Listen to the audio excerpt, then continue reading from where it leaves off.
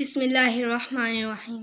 آپ صلی اللہ علیہ وآلہ وسلم نے اپنے دل نشین آواز، اپنے گفتار و کردار اور بہترین اخلاق کے ذریعے لوگوں کو توحید اور اللہ کی عبادت کی طرف بلایا، اور جو خدائے حقیقی کی تلاش میں تھے آپ پر ایمان لے آئے اور خدا پرست بن گئے۔ لیکن جو دین کے دشمن اور بت پرست تھے، انہوں نے آپ کی بات نہیں مانی اور ہمیشہ اس کوشش میں رہتے کہ کسی طرح آپ کی آواز کو دبایا جائے اور توحید کی اس شمع کو بجھایا جائے۔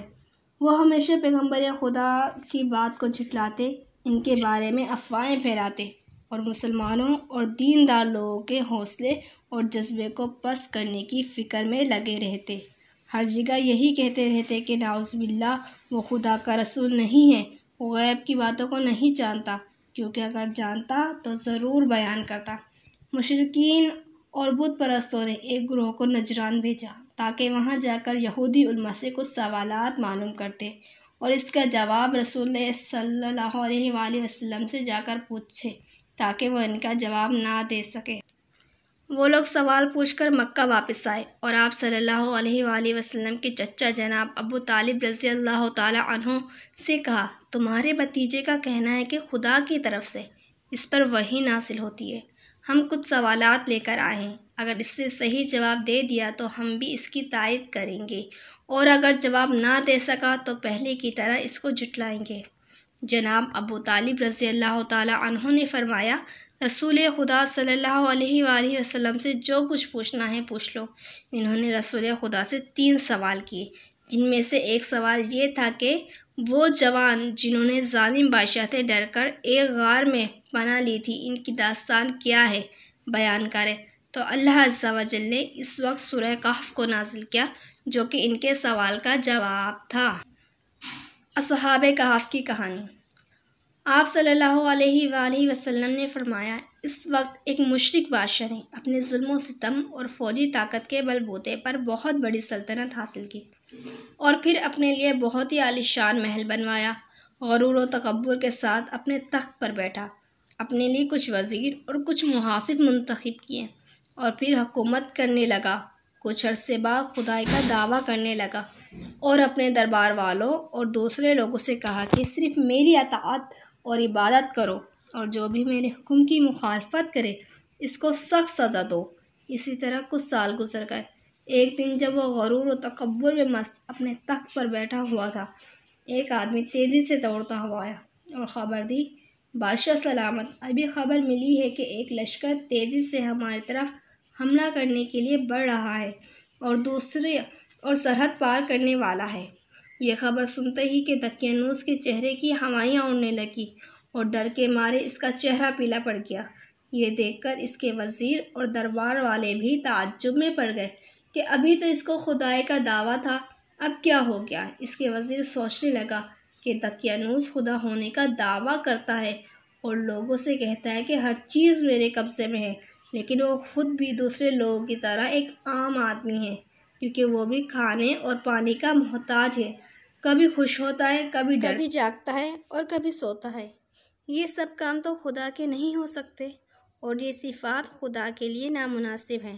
کچھ دن بعد اس کے دوسرے دوست اس سے ملنے آئے اور دقیانوس کے خدا ہونے کے سلسلے میں باتیں ہونے لگی۔ اس نے اپنے دوست سے کہا، دوستو، بہت دنوں سے میں اپنے اندر ایک تبدیلی محسوس کر رہا ہوں، گویا کہ میرا بیدار ضمیر مجھ سے باتیں کر رہا ہے، یا میری فطرت مجھے نور اور روشنی کی طرف بلا رہی ہے۔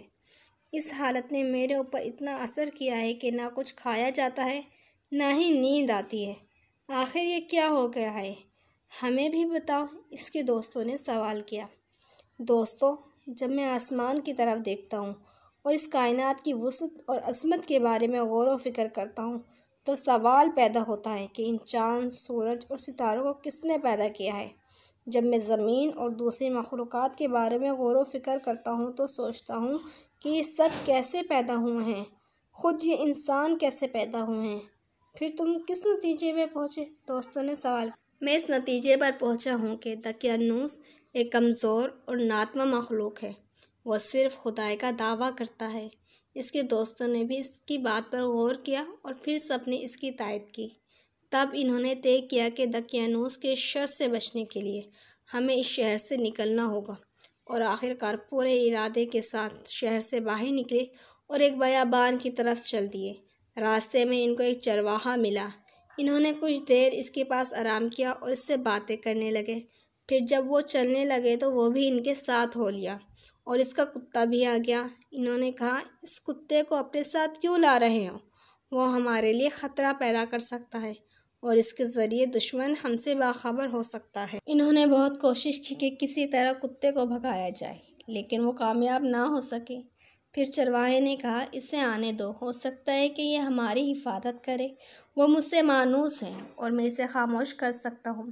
صحراؤں اور پہاڑوں سے گزرتے ہوئے وہ ایک غار کے پاس پہنچے اور سوچا اس میں ذرا چل کے آرام کیا جائے۔ یہ سب لوگ آرام کرنے کے لیے لیٹ گئے اور تھکاوٹ کی وجہ سے انہیں فوراً نیند آ گئی اور کتا بھی غار کے دروازے پر سو گیا۔ یہ غار اتنا بڑا تھا اور اس کا دروازہ اس طرح کا کہ جب سورج طلوع ہوتا تو اس کی کرنیں سیدھی اس غار میں پڑتی اور جب غروب ہوتا تب بھی ایک بار اس میں چمکتا تھا۔ یہ با ایمان اور صالح نوجوان سالوں تک اس میں سوتے رہے اور جب بیدار ہوئے یعنی دوبارہ زندہ ہوئے تو سورج ڈوب رہا۔ لہٰذا وہ یہ سوچ رہے تھے کہ ہم فقط ایک دن سوئے ہیں۔ پھر ایک دوسرے سے پوچھنے لگے کہ ہم کتنا سوئے ہیں؟ صرف ایک دن، بلکہ اس سے بھی کم۔ وہ بھوکے تھے اور انہیں کھانے کی ضرورت تھی، لہٰذا یہ طے پایا کہ ان میں سے ایک شخص بہت ہی احتیاط سے شہر جائے اور کھانے کے لیے کچھ لے آئے۔ ان میں سے ایک شخص تیار ہوا اور وہ باہر آ گیا۔ جب باہر آیا تو کیا دیکھتا ہے کہ باہر کا پورا منظر بدل چکا ہے۔ پہاڑوں پر صرف چند سوکھے پیڑ دکھائی دے رہے تھے اور کچھ نہیں۔ جس راستے وہ آئے تھے وہ بھی انہیں عجیب سا لگا اور شہر تو بدل چکا تھا۔ اسے بہت تعجب ہو رہا تھا اور کچھ سمجھ میں نہیں آ رہا تھا کہ آخر کیا ہو گیا ہے۔ روٹی کی دکان پر گیا، چند روٹیاں اٹھائیں اور دکاندار کو وہ پیسے دے دیے جو وہ اپنے ساتھ لایا تھا۔ ارے یہ پیسے تو بہت پرانے ہیں، آج کے زمانے کے نہیں ہیں۔ تمہیں ضرور کوئی خزانہ ملا ہے۔ کیا کہہ رہے ہو؟ یہ پیسے میں چند دن پہلے اسی شہر سے لے کر گیا ہوں۔ تم جھوٹ بول رہے ہو، تمہیں ضرور کوئی خزانہ ملا ہے اور تم اسے چھپانا چاہتے ہو۔ ایک بھیڑ اکٹھی ہو گئی اور یہ خبر جنگل میں آگ کی طرح پھیل گئی، یہاں تک کہ بادشاہ کے کانوں تک پہنچ گئی۔ اسے بادشاہ کے دربار میں حاضر کیا گیا تاکہ اس سے پوچھ تاچھ کی جائے۔ بادشاہ نے سوال کیا، تم کو کوئی خزانہ ملا ہے؟ نہیں، مجھے کوئی خزانہ نہیں ملا۔ میں جب اس شہر سے نکلا تو لوگ مجبور کرتے تھے کہ دقیانوس کی عبادت اور پرستش کریں، اور جب واپس اس شہر میں آیا تو سب کچھ بدلا ہوا ہے۔ بادشاہ نے کہا، یہ کہانی تم نے شاید اس لیے گھڑی ہے کہ تاکہ تم ہم کو بیوقوف بناؤ۔ تمہیں معلوم ہے کہ ہمارے پیغمبر جناب عیسیٰ علیہ السلام نے فرمایا ہے کہ اگر کسی کو خزانہ ملے تو اس کا 5واں حصہ اس سے لیا جائے اور باقی اس کو دے دیا جائے۔ آخر آپ لوگ میری بات کیوں نہیں مان رہے ہیں؟ میں اسی شہر کا رہنے والا ہوں اور جو کچھ کہہ رہا ہوں حقیقت ہے۔ کیا اس شہر میں تمہارا گھر بھی ہے؟ بادشاہ نے پوچھا۔ جی ہاں، میں آپ کو اپنا گھر دکھاتا ہوں۔ اور کچھ دوسرے لوگ اس کے ساتھ گئے تاکہ دیکھیں کیا صحیح کہہ رہا ہے یا صحیح نہیں کہہ رہا۔ شخص نے کہا، یہ میرا گھر ہے۔ جی ہاں، یہی میرا گھر ہے۔ دروازہ کھٹکایا گیا۔ ایک بوڑھے آدمی نے دروازہ کھولا اور پوچھا، کون؟ کیا کام ہے؟ بادشاہ نے کہا، یہ اس کا گھر ہے اور اس کی کہانی بھی بڑی عجیب و غریب ہے۔ بوڑھے نے پوچھا تو اس جوان نے اپنا نام بتایا اور گھر کی کچھ نشانیاں بتائیں۔ وہ بوڑھا اس جوان کے قدموں میں گر گیا اور اس کے ہاتھوں کو چومنے لگا۔ جو نام آپ نے بتایا ہے وہ میرے دادا جان کا نام ہے۔ بوڑھے آدمی نے کہا، بادشاہ سلامت، یہ سب وہ با ایمان جوان تھے جو ظالم بادشاہ دقیانوس کی حکومت سے بھاگ کر شہر سے باہر چلے گئے تھے۔ یہ سچ کہہ رہے ہیں۔ بادشاہ اور دوسرے لوگ بھی اس جوان کا احترام کرنے لگے۔ پھر یہ طے پایا کہ غار میں چلا جائے تاکہ دوسرے جوانوں کو بھی دیدار کیا جائے۔ سب لوگ غار کی طرف چل پڑے۔ جب غار کے قریب پہنچے تو اس جوان نے کہا، ابھی آپ لوگ یہیں ٹھہر جائیں تاکہ میں اپنے دوستوں کو ساری بات بتا دوں، کیونکہ ان کو نہیں معلوم کہ وہ کتنا سوئے ہیں۔ اگر وہ آپ لوگوں کو دیکھیں گے تو یہی سمجھیں گے کہ دقیانوس کی فوج ہمیں گرفتار کرنے آئی ہے۔ وہ دوستوں کے پاس آیا اور کہا، دوستو، کیا آپ جانتے ہیں کہ ہم کتنا سوئے ہیں؟ جواب ملا، بتا تو دیا ہے، ایک دن کے یا ایک دن بلکہ اس سے بھی کم۔ نہیں دوستو، بلکہ ہم لوگ 309 سال تک سوئے ہیں۔ دقیانوس بہت سالوں پہلے مر چکا ہے، اور اس کے بعد خدا نے ایک پیغمبر بھیجا جس کا نام عیسیٰ ابن مریم ہے۔ خدا کے حکم سے وہ بھی آسمان پر چلے گئے ہیں، اور اس وقت کا بادشاہ اور لوگ سب اسی پیغمبر کو ماننے والے ہیں، اور سب لوگ آپ کے دیدار کے منتظر ہیں۔ اس کے دوست تعجب سے اس کی باتیں سن رہے تھے۔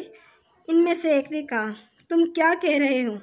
کیا یہ چاہتے ہو کہ ہم لوگوں کے لیے عبرت بن جائیں؟ پھر کیا کیا جائے؟ آؤ سب خدا سے دعا کرتے ہیں کہ دوبارہ ہم کو اسی طرح اپنی بارگاہ میں بلا لے۔